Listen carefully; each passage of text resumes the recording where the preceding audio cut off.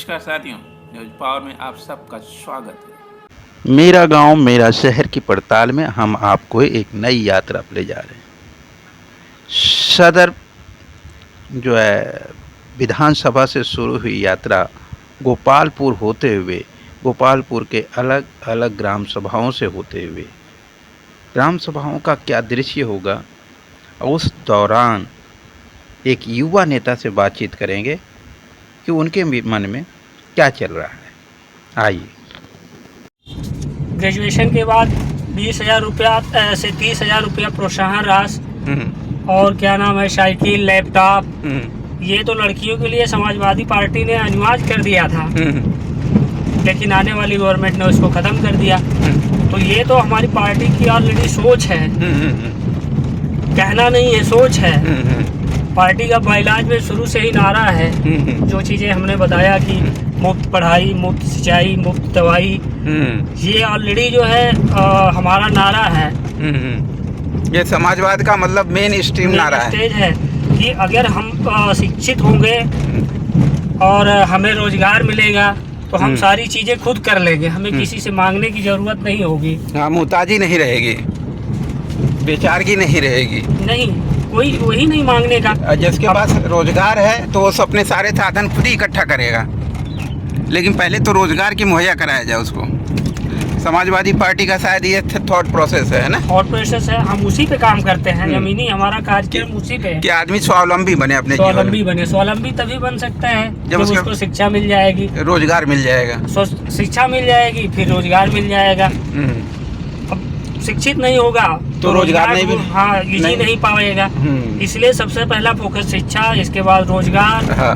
अब उसको जो है आज के डेट में जो स्वास्थ्य की स्थिति है बहुत खराब है, दवाएं इतनी महंगी मिल रही है, डॉक्टर की फीस इतना ज़्यादा है, आम आदमी के बजट से बाहर है। अभी क्या इतने किलोमीटर तक हम लोग चल सके, जैसा कि वीडियो में भी आप लोग देख रहे हो कि कितने दूर दराज पर गांव हैं, और ये रोडों की हालत तो आप आज के बाद इस 75 साल की आज़ादी में मिले हुए रोडों की कहानी है। ये भी जो रोडें हैं समाजवादी पार्टी के नेताओं की ही देन है, जो भी यहाँ से विधायक रहे हैं, हो रहे हैं, वो कनेक्टिविटी दिए हैं। कम से कम इतने दूर दूर के दराज में और इतने इंटीरियर एरिया में भी रोडों की इतनी अच्छी व्यवस्था कर दी है, भले से सिंगल रोड से ही, लेकिन जो है और आप सोच सकते हैं कि 10-15 साल पहले क्या हालत रही होगी, लेकिन 25 साल पहले, 10 साल पहले में मेरे समझ से 10 साल पहले की कहानी है। 10 सालों में सरकार ने कोई काम किया नहीं है। नहीं, ये सारी रोडें अभी उसके मतलब इधर जो 6 साल बीता है, नफीस जी विधायक हैं यहाँ से। उसके पहले पानी मंत्री स्वर्गीय वसीम साहब थे, तो वसीम साहब ने भी इस क्षेत्र के लिए बहुत सारा काम किया है। जितनी गाँव की रोडें हैं, फिर दोबारा वो हुए थे, ऊर्जा मंत्री भी हो गए थे, तो उन्होंने बिजली के भी हर गांव में लगभग बिजली पहुंच गई। ये सारी तो उनकी देन रही है। अच्छा। और समाजवादी पार्टी की सरकार रही, ऊर्जा मंत्री रहे, तो नो डाउट ये तो सोचना ही नहीं था, उन्होंने किया है। अभी देखिए चिलचिलाती धूप के बीच में मिड दोपहरिया का पीरियड है, गांव के हालात कैसे हैं, गांव के दरवाज़ों पर किस तरह के सियापे हैं, आप समझ सकते हैं। गांव का जो पढ़ी लिखी आबादी होती है वो शहरों में जाती रहती है, बच्चे पढ़ने निकले हुए हैं या जो रोज़गार के लिए लोग निकले हुए हैं। अब गांव पे सिर्फ या तो बुजुर्ग हैं या जो किसानी पे आश्रित हैं, सिर्फ वही लोग बचे हुए हैं, और उसके हालात को एक तस्वीर गवाह के रूप में आप देख सकते हैं। कैमरे की पूरी कोशिश है कि आपको उस सारी चीज़ों से अवगत कराया जाए, क्योंकि कोई भी अपने दरवाजे पर बात करने के लिए समय नहीं है, और सारे दरवाज़ों पर ताले लगे हुए हैं ऑलमोस्ट, या तो खेत के किसी काम में या व्यक्तिगत कामों में इतने व्यस्त हैं कि वो आपसे बात करने के लिए तैयार नहीं। फिर भी हम यात्रा के अलग अलग पड़ावों पर लोगों से बात करते हैं, उनकी बातों को सुनते हैं, उनके घरों गलियों मोहल्लों से होकर गुजरते हैं, चीज़ों को समझते हैं, फिर निष्कर्ष पर पहुंचते हैं कि राजनीति कौन सी दिशा ले रही है। ये राजनीति का टी पॉइंट है, समाज का तो टी पॉइंट है ये। आप देख सकते हैं गांव में लोग जानवरों पशुओं के लिए घर करके बनाते हैं, खेती बाड़ी के बीच में भी जीवन विकास यात्रा पर निकला हुआ है। उम्मीदों की नई किरण के साथ जब बेरोजगारी अपने चरमोत्कर्ष पे है तो लोग शहरों को छोड़ करके इन्हीं गाँव के गलियों में अपने रोजगार की तलाश कर रहे हैं। क्या संभव है इन गांव के गलियों में रोजगार की तलाश? ये माताओं का झुंड देख लीजिए। ये गांव के विकास की यात्रा। जो शहरों में रहते हैं, गांवों में घर बनाते हैं, उसे पैसे को संचित करते हैं, पूरा जीवन में एक घर बन पाता है। तो समाजवादी पार्टी के युवा नेता की बात आपने सुनी। इनका कहना है कि निःशुल्क शिक्षा, निःशुल्क जो है मेडिकल फैसिलिटीज़ होनी चाहिए और बेटियों के रोजगार की सुरक्षित गारंटी होनी चाहिए, तो समाज अपने आप विकसित रास्ते पर चल पड़ेगा और देश विकसित राष्ट्र बन जाएगा। लेकिन जब तक समाज विकसित नहीं होगा तब तक किसी राष्ट्र को विकसित राष्ट्र कहना एक धोखा होगा।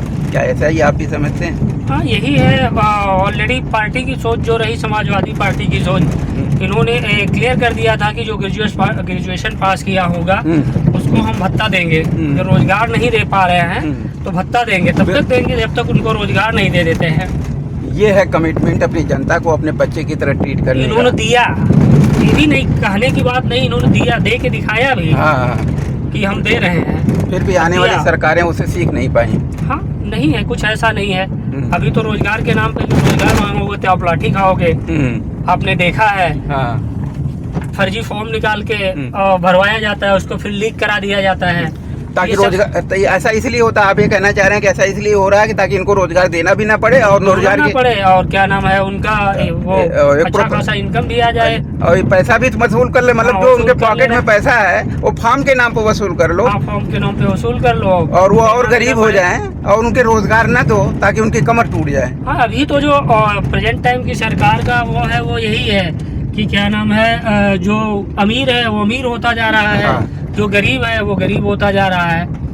ये देखिए, ये सरकार और सरकार के लोगों को ये समझ में आता है कि आम आदमी को ये बातें समझ में नहीं आ रही हैं। तो समाजवादी पार्टी के युवा नेता होना एक अलग बात है, लेकिन बतौर इंसान वो भी एक समाज के प्रहरी हैं और समाज के ही सदस्य हैं। तो आम समाज के तौर पर ही उनको ये दर्द महसूस हो रहा है। निश्चित रूप से यदि पार्टियाँ बेहतर करती पक्ष या सत्ता के पक्ष के रूप में, तो निश्चित रूप से ये बात ओपिनियन आती कि देखो तो हमारी पार्टी ने तो नहीं कुछ अच्छा किया लेकिन दूसरी की पार्टी ने बेहतर किया। लेकिन दुर्भाग्य यही है कि उन्हें महसूस होता है एक युवा नेता के नाते कि वास्तव में जो इन 10 सालों में या 7 सालों में राज्य सरकार के जो होना चाहिए था वो वास्तव में, जिससे वो अपनी एक नई लकीर खींच सकती थी, समाजवादी पार्टी के सामने एक बड़ी लकीर खींच सकती थी, संभवतः वो लकीर नहीं खींच पाई भारतीय जनता पार्टी। क्या आप इस बात से सहमत हैं? उससे बहुत दूर है। अगर वो चीजें ग्रामीण इलाके से देखा जाएगा तो बहुत दूर है। शिक्षा को जो है वो करते जा रहे हैं, प्राइवेटीकरण करते जा रहे हैं, महत्व देते जा रहे हैं। गवर्नमेंट जो अपना चला रही थी उसको जो है खत्म करके निजीकरण की तरफ बढ़ रहे हैं। अब निजी स्कूल में भाई जिसके पास पैसा होगा वही तो दे पाएगा। जिसके पास पैसा नहीं होगा वो शिक्षा से वंचित होता जाएगा। गांव के संस्कारों की एक छोटी सी स्टोरी आपको इस यात्रा के दौरान सुनाते हैं, ध्यान से सुनिए। बिना रोए यह कहानी सुन सकते हो क्या? पति पत्नी में छोटी सी बात पर झगड़ा हो गया। गर्मियों की रात थी, वह दोनों अपनी अपनी जगह सो गए। आधी रात को पति को बहुत जोर से प्यास लगी। वाटर कूलर पास ही मेज पर रखा था तो उसने खुद उठाकर पानी पी लिया। अचानक उसने मुड़कर देखा कि उसकी पत्नी उसे गुस्से में देख रही है और बोली, आपने पानी खुद क्यों पिया?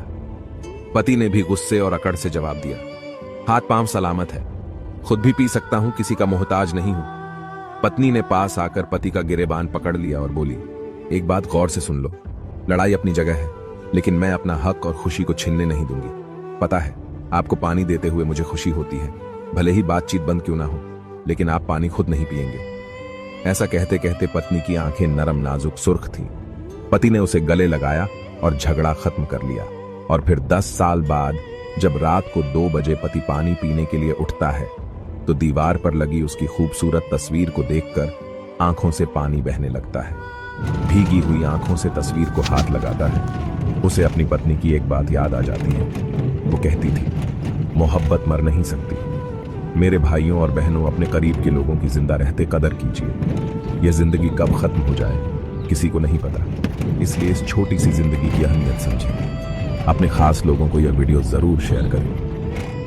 मेरा गांव मेरा शहर की इस पड़ताल में गांव गली मोहल्लों से हो करके उसकी चश्मदीद गवाही चिल मिलाती धूप ये ये चौथा छोटी बाजार छोटी झोपड़ियों में चौथा बाजार चौथा की हाँ उम्मीदों गाँव की है, तो बाजार उसकी छोटी सी चट्टी आप है। उसके गवाह बन रहे हैं। देख- हम आप उस गवाही में एक साझेदार, हिस्सेदार और साक्षी हैं कि आज का भारत अभी कहाँ तक पहुँचा।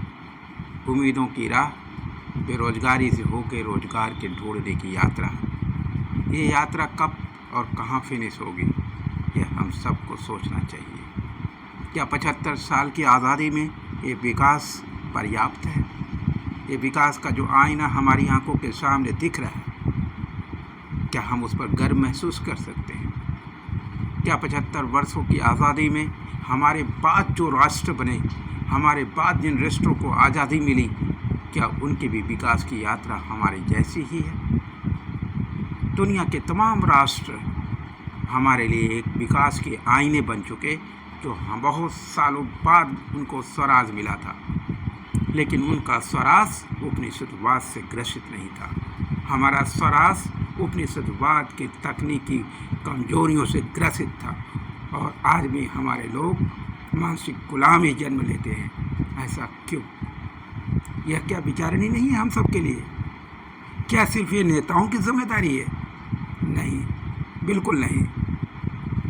ये साइकिल पे चलने वाला, मोटरसाइकिल से चलने वाला गला रूद रहा है, स्वास्थ्य ठीक नहीं है, लेकिन राष्ट्रीय धर्म आपका आह्वान कर रहा है, आपकी इस यात्रा में शामिल होना ही होगा।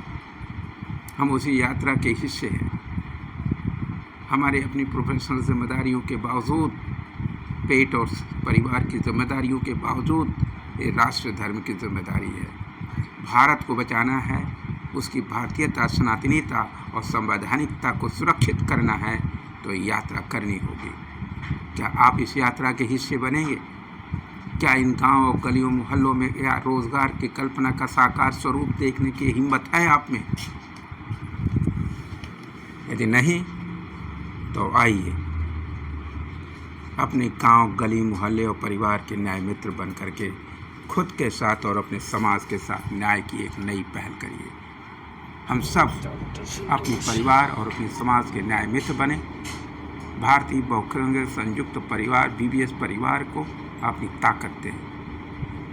BBS परिवार यानी भारतीय बहुसंख्यकों का संयुक्त परिवार। यहाँ न पार्टी होगी, न संगठन होगा, सिर्फ परिवार, यानी हर व्यक्ति को उसकी अंतिम सांस तक उसको साथ लेकर चलने का सिर्फ एक मात्र संकल्प, उसके रोजगार की गारंटी, उसके हर मुसीबत का समाधान ही एकमात्र विकल्प होगा। वहाँ कोई इफ़ एंड बट नहीं होगा, कोई शर्त नहीं होगी, कोई कंडीशन नहीं होगी। यही परिवार की संस्कृति और सभ्यता आज तक रही है। इसलिए यदि हम जाति और धर्म की बंदिश की सीमाओं से बाहर उठ करके इन गांव और गलियों में बसने वाला कोई भी व्यक्ति सिर्फ भारत का बेटा है, भारत की संतान है, भारत की धरती पर जन्मा हर बच्चा भारत की संतान है, भारतीय है, उसके सबसे पहले उसकी शिक्षा की गारंटी, उसके रोज़गार की गारंटी और उसके स्वास्थ्य सुविधाओं की गारंटी, और उसे थाना तहसील की न्यायिक तस्करी और दलाली की सोपारी की अन्यायपूर्ण सरकारी भ्रष्टाचार के तंत्र से भी मुक्ति दिलाना भी सरकारी व्यवस्थाओं का जिम्मेदारी बनती है, राजनैतिक शक्तियों का दायित्व बनता है। क्या हम ऐसे राजनैतिक चरित्र की उम्मीद कर सकते हैं आज के इस आधुनिक युग में, जहाँ जुमला राजनीति चल रही है, जहाँ जुमलों से एजुकेशन इंस्टीट्यूशंस लगाए जा रहे हैं, जो जुमलों से शहरों को बदल करके विकास की नई इतिहास की कथा सिर्फ कापियों में लिखी जा रही, किताबों में लिखी जा रही, जनता को बरगला करके उनसे वोट लिया जाता, फिर उन्हीं को गुलाम बनाने के नए तकनीकी योजनाएं ढूंढी जाती। जो प्रशासक समाज और जनता की सेवा के लिए थे, वो प्रशासक समाज और जनता के शोषक बन गए। ये कौन सी राजनीतिक परिधि और कौन सा राजनीतिक विकल्प पर हम अपनी स्वीकृति की मुहर लगाते चले जा रहे हैं? ऐसी हमारी क्या बाध्यता है, ऐसी हमारी क्या मजबूरी है। आइए इस सुनसान राहों, चमचमाते उजाले के बीच में, चिलचिलाती धूप के अंदर अपने सपनों की हकीकत देखिए। ये दूर दूर दूर तक गांव दिखाई नहीं दे रहे, खेत खलिहान ही दिखाई दे रहे।